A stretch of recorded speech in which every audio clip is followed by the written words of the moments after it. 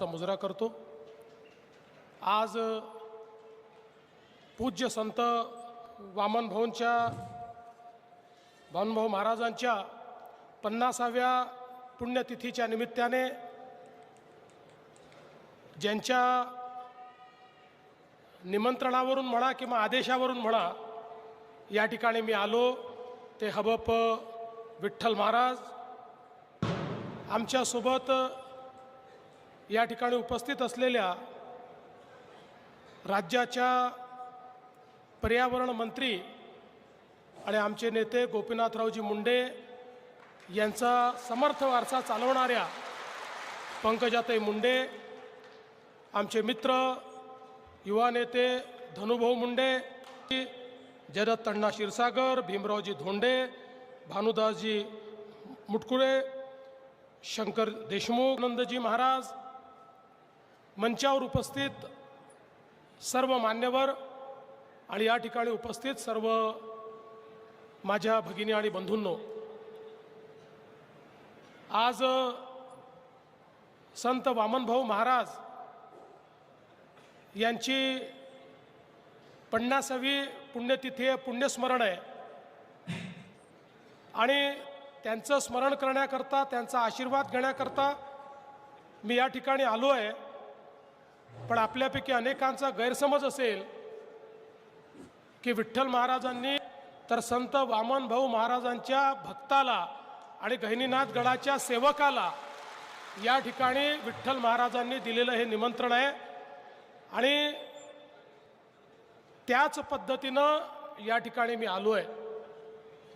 मला गडावरही येण्याची संधी मिळाली आणि जो सप्ताह होतो, काही महिन्यांपूर्वी सप्ताहातही मला पोचण्याची, त्या ठिकाणी जाण्याची एक संधी मिळाली। आपल्या सर्वांना माहिती आहे की नाथ परंपरेमध्ये ज्यांना नवनाथ समजलं जातं असे गहिनीनाथ महाराज आणि त्यांची परंपरा चालवणारे, ज्यांना शंकराचा अवतार देखील समजलं गेलं असे श्री संतात, तेच समाजाला दिशा देत असतात। आणि ज्या प्रकारे दऱ्याखोऱ्यांमध्ये प्रवास करून भागवत धर्माचा प्रचार करत संत वामनभाऊ महाराजांनी समाजाला अध्यात्माचा लळा लावला, समाजामध्ये एकोपा आणला, समाजातल्या प्रत्येक व्यक्तीला मन शुद्ध असेल तर आचरण शुद्ध होतं हा संदेश दिला आणि अगदी चोरांनाही अशा प्रकारचा उपदेश दिला की शेवटी ते चोर चोरी सोडून त्या ठिकाणी माळकरी झाले।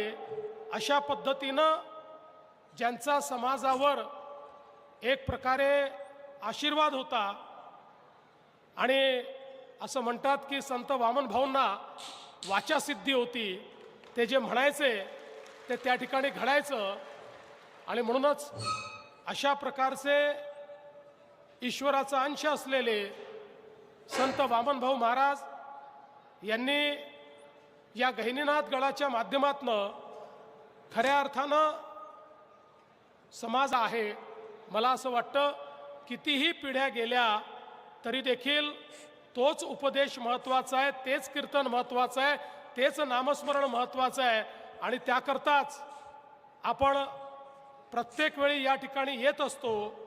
आणि सगळ्यात महत्त्वाचं की संत वामनभाऊ महाराजांनी या ठिकाणी प्रत्येकाला पोटभर जेवण्याचा संदेश दिलेला आहे। सगळ्यांनी प्रसाद घ्यायचा असतो आणि हा प्रसाद इथेच नाही तर जिथे सप्ताह होतो तिथेही प्रसादाचा मोठा कार्यक्रम हा त्या गावात होत असतो आणि सप्ताहाच्या कार्यक्रमामध्ये प्रसादाचा कार्यक्रम होत असतो। आणि मला हे देखील बघायला मिळालं की पुढचा सप्ताह कुठे याची लाईन लागली होती।